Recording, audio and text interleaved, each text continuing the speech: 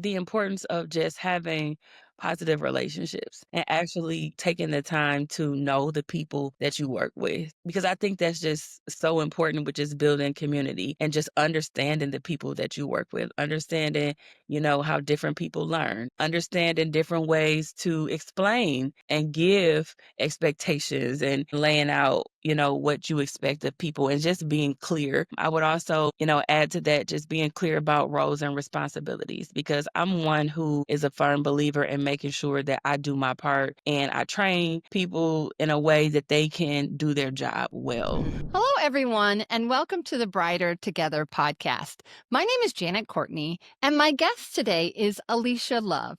Alisha is the Director of Student Experience at University Prep Schools in Detroit, Michigan. Alisa, thank you so much for being here today. Thank you. All right. Well, tell us, Alicia, a little bit about what you do and about University Prep. We'd love to hear about it. Yeah.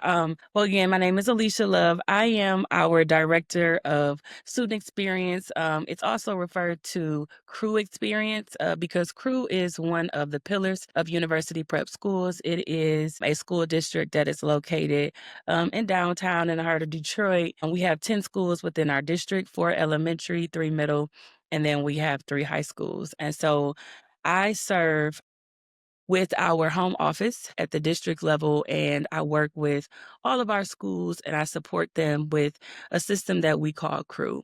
And so crew is not only a structure that we have within our schools, but it's also a mindset. And so within crew is an opportunity to build community, build culture. It's opportunity for staff to connect with one another, learn more about each other, learn from each other. And it's also a way that our teachers intentionally connect with our students. And so we look at it as an opportunity for there to be social emotional development as well as college and career connections and experience. There's opportunity for academic check-ins for students just to be aware of where they are academically, set goals, and see what opportunities are available for them to improve, continue to grow and build community amongst the students that are in their school as well as in their class. Wow, that sounds really intentional, really intentional. I love that. I love that. So, how many students? That sounds like a lot of kids. How many students do you guys have at your school? Well, it's 10 schools, so the enrollment does vary, from school to school. Awesome.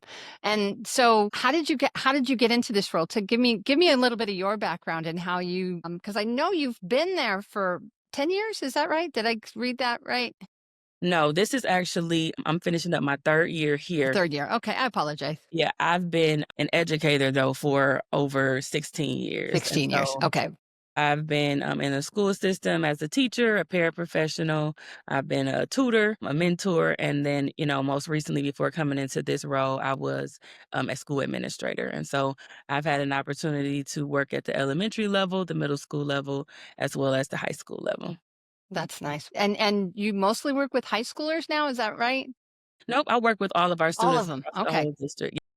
The Yep, whole it's an thing. opportunity for me to get into all of our schools, work with our Wow. school leaders, and just support, this whole initiative. Very cool. That's very, very cool. And I'm assuming it's helping, right? I mean, it's improving Yeah. graduations and We really wanna just help students to build character, okay. understand how to communicate with one another, build community, and take the time to just check on, each other and just Oh give yeah. space and provide a safe space for students to feel comfortable talking about how they feel. I'm learning how to problem solve because our children are dealing with just so much. There's so many things that are going on around us, so many things going on in the world today. And so, we want to make sure that our students have the tools to know how to communicate if they're having a Right. problem. What's the right way to solve a problem? I'm also our restorative practitioner trainer for our district. So a lot of my work also ties into restorative practices. So making sure that I'm able to show how to properly solve problems and deal with conflict when it occurs, because we know conflict is going to happen. But again, we also know that how we respond to conflict is also really important. Is your outcome. And For sure. so we teach that grace does need to be given, but also accountability is also important. And students definitely need that as well. Yeah, for sure, for sure. That's fantastic. I love that. I love that. You guys are doing some really, really amazing work there, it sounds like. That's really Yeah, great. That is yeah. really great. So what would you say is staffing an issue? What would you say is your biggest challenge right now?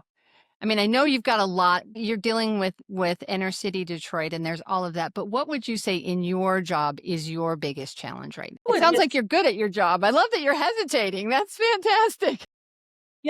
there's different aspects of the work that I do, and so I'm really big on just support and just Mhm. making sure that, I'm able to support in any capacity, and so, sometimes, like, I feel like I wish I could be in more places than one, Yeah. so, it is 10 schools, and right now Yeah. I'm kinda the only one in my department that specifically does what I do, and so, I might wanna go to 5 schools in one day, but unfortunately I can only make it to 2 with, other things Yeah. that are on my schedule, and so I think that just wanting to be able to be at multiple places at one time can be a struggle Mhm. because I just Yeah. wanna help as much as I can and Yeah. provide the supports that are needed. Yeah. And it's and your role is so critical. So critical. That's fantastic. Sometimes you need to clone yourself, don't you? I feel like that sometimes. I'm like, Yeah. "Oh, I wish it was another one of me." Yeah, I need another me. I need another me. Absolutely. So, as a leader, how are you navigating all of there's so many changes with the kids, with technology and AI, political. Although I don't want to, I don't want to go political, but it's there. I mean, it is there. Yeah, So, how are you guys? How are you navigating all of that? It just seems like we turn around and there's something new. And then yeah, we turn around and there's something new again, and I'm like, yeah. so Just trying to see what things are priority.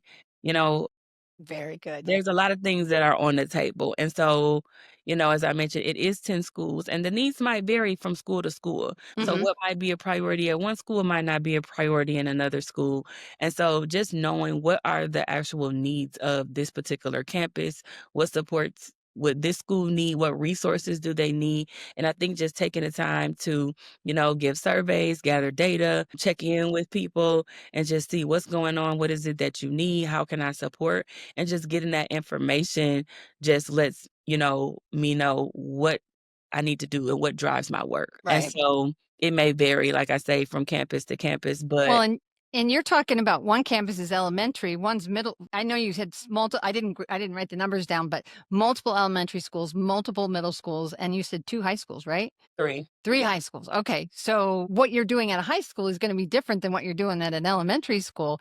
Yeah. Can you give people a little bit of, like, what a typical needs would be at those different levels so they kinda get an idea of what you're doing in those levels?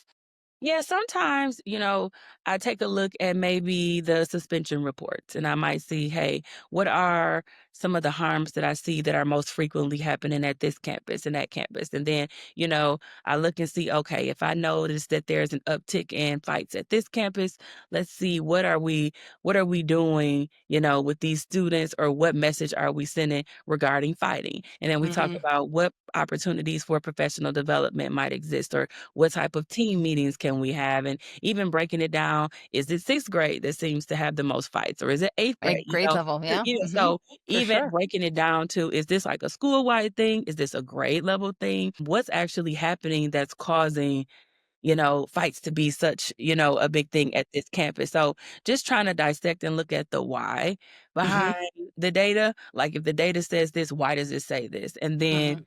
just having those important conversations is just crucial to understanding the why. And then from there, I'm able to say, hey, this is how I might be able to support you, or here are some ideas. Is this something that you would be interested in implementing to decrease your number of suspensions? Right. So again, it is a case by case basis, but I look at data for sure to kind of Yeah. help drive, what I'm doing at each campus. 'Cause it shows you the trends, right? Yeah, for sure. Yeah, Those for trends sure. is a big thing. Yeah. What about elementary schools? What would you be doing at an elementary school? The same thing. I The pull same? Okay. the same reports for all of the schools. Okay, So I'm okay. able to look at each school and then say, hey, what are the needs? What is it that's Do you happening? get fights with little ones? Do little ones fight? They have They fights. have? Yeah. Okay. You know, Oh, um wow. But I guess I just don't realize that that little I don't know. I'm out of that loop, I guess. My youngest is 22. I haven't had a little one in elementary school in a really long time. yeah, and, elementary is kindergarten through 5th grade. So Oh, well, there you go. Yeah. Oh, so, yeah. The older elementary kids. is just you don't always think about the little kids, Yeah. but there are disagreements that definitely occur even at Yeah. the elementary level as Yeah. well. Well, I just that's it's fascinating to me because I'm just, you know, anyway, fun, super fun. Okay, so let's shift gears just a little bit. And what is something you talked about the kids? Do you get to interact with parents very much then as well, or is that not a part of your job? Not so much, Not so much. not in this role. When I was Okay. an administrator, absolutely, Yeah. talk Oh to yeah, parents for all sure. the time, but yeah, typically not in this role. I don't really have too much conversation with parents. Okay. Okay.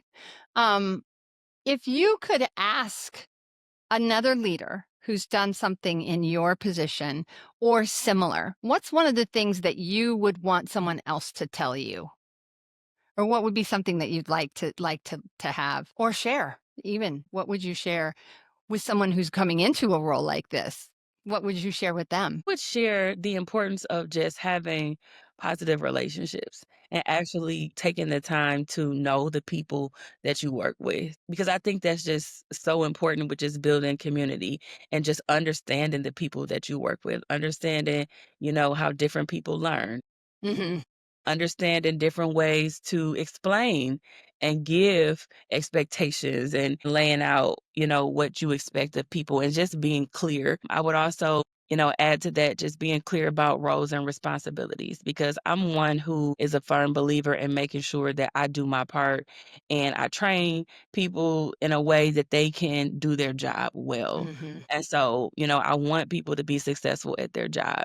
And I know that when the right tools are given and you lead by example and they have a good relationship with the one who is training them and giving them instruction, they can feel comfortable coming back to ask a question if they Right. feel like they misunderstood, without feeling like, oh, you're gonna look down on me because I'm Mhm. coming back to ask you something that you may have said before. But um I just think that it's really important to show people that you actually care, show people that you value them. Mhm. I've been in like a supervisor role for a long time, and I always wanted to just find a way to let people know that I appreciate the work that they do. Because you could work somewhere else, but the fact that you're choosing to be here and you're choosing to come here every day, is important to me. And, I want people to feel that and know that they're valued, that they're They important are. and they're appreciated.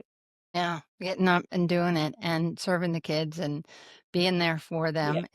And it's such an important role Yeah. to and when you I'll tell you I tell you I had an experience, and I've been a therapist for 31 years, so lots of experiences, but as someone who was receiving, the support, or not receiving the support, it matters. Yeah. I had a company I worked with, and I made a mistake. And it was not a small mistake. It was a pretty big mistake, and I was over delivering. They changed the IEP minutes on me, and I missed it. And so for 2 months, I was giving 45 minutes when I should have been given 30. So Mm, that's over delivery, right? So I went to my supervisor because I'm an honest person. I went to my supervisor and said, "Oh my goodness," I said, and the reason I did because it was time for progress report. So I was in there looking at the IEP. It was my mistake. I mean, I totally and they did not handle it well. And I was afraid to even open my emails because oh, how could you do that? Oh, we're going to have to take the money back. And I mean, I don't care. I was like, it was my mistake, whatever. But it was the tone, yeah. and the attitude it was almost like, how dare you make a mistake? And if Right. I'd have zipped my lips and not said anything, nobody would have been the wiser and I could have just kept going and I would just change my minutes, right? No one would have noticed. But that's not me. I'm an honest person. And when after that, I didn't want to tell him anything. because I was afraid every single time that if I told them something, I was going to be ridiculed and belittled, and that's what they did to me. And the funny thing is, it wasn't the school; it was the company I was working for. The school, which I had a great relationship with, Yeah. the superintendent, or the no, she wasn't superintendent. She was a director of special education. She didn't even charge them for my mistake. She didn't ask for the money back. And she said, Janet, she said, I know you didn't do that on purpose. And she was so supportive and so helpful. That's And nice. yeah, but that wasn't the people I mean, yes, I indirectly worked for her, but she wasn't the one paying my Right. bill, writing my paycheck. But my supervisor just beat me to death with this thing. And it was horrible. Yeah, it was just horrible. Exactly. You see that look on your face. That's exactly how I felt every time. And it was like multiple times I mean, I'm sure she was getting it from somebody above her, Right. but you know how they say bad stuff rolls downhill. So I'm not going to use that word, but you know what I mean? And I just was like, and it's part of the reason Lighthouse exists, because I was like, I will never do that to somebody, because it just was, I'm, this is 13, 15 years ago now, maybe it was Wow. 2011, 14 years ago now. And yeah, it's one of my examples of what not to do. Because boy, it just Yeah. if but if you give people the opportunity to ask questions and to be honest, they're going to be on, and they don't have like this horrible and Yeah. okay, well, you made a mistake, let's fix it and let's move on. Don't do that again. Of course, I learned a lesson. Anytime there a new IEP, boy, you tell you, I was looking at those IEP minutes to make sure they didn't get changed on me. I'm sure. But it just was, and so when you talk about supporting them and giving them the opportunity to come back to you and feel comfortable about asking questions, boy, that's half the battle, right? That Yeah. is half the battle. So good for you. Kudos to you. That's fantastic. Thank you. Okay. I have one last question. I ask this to every podcast guest. I missed one in my since I've been doing them. So, but I ask everybody, this is the last question I ask everybody. If you could miraculously solve one challenge in your schools, what would you want to solve? Just like, boom, it's fixed. Ugh. You know, I guess that I would just say that students would come equipped Mm, with the tools to cope with a lot of things that they deal with on a yeah, day-to-day basis. yeah. That's Glasgow's hierarchy of needs, right? They have to have food, shelter, safety, security, right? Have all of those things when they come to school so that they can be ready to learn, Yeah, right? Yeah. that would be my thing. That'd be a good thing. That'd be a really good thing. Awesome. Good. I'll tell you, you're not the only person that stops. And I love this question because it really, like, everybody just, nobody just likes, oh, I absolutely know the answer. Everybody stops and thinks about it and goes, what would be the one thing if I could do just one thing? Right. And I've gotten some really interesting, but 99%, I don't even know if it's 99, it's probably 100%. 100% of the people who've answered that question have said, help the kids, help their staff, something along helping the kids or helping their staff. And I love that because that's true leadership. People that, they don't like, well, I just wish I had made more money. Nobody says that. We always say, I think one person might have said, gosh, I wish our budget was always balanced, but but it was off the cuff kind of thing. And then it really wasn't what he was thinking about, but it was like, he said, besides money, because, I think it was a superintendent and he was like, you never have enough money. The school budgets are never, Right. yeah. I wish the budgets were always balanced and everybody had all they needed. Boy, wouldn't that make life easier too, right? For So, sure. for sure. Well, Alicia, thank you so much for your time. It's been a Yeah. great conversation. Thanks for answering my myriad of questions. I appreciate it. Where should people go if they want to learn a little bit more about you or your school? Yep, if they wanna learn more about University Prep Schools, you can go to uprepschools.com. You can also go to my personal website if you wanna learn more about me, alishalove.org, as well. Awesome. Great. Thank you so much for being here. I Thanks. truly appreciate, and God bless what you're doing. It's not an easy job, it doesn't sound like, but you are doing it with grace, and I appreciate that. And I'm sure your schools do as well. Thank you, I appreciate you for this opportunity.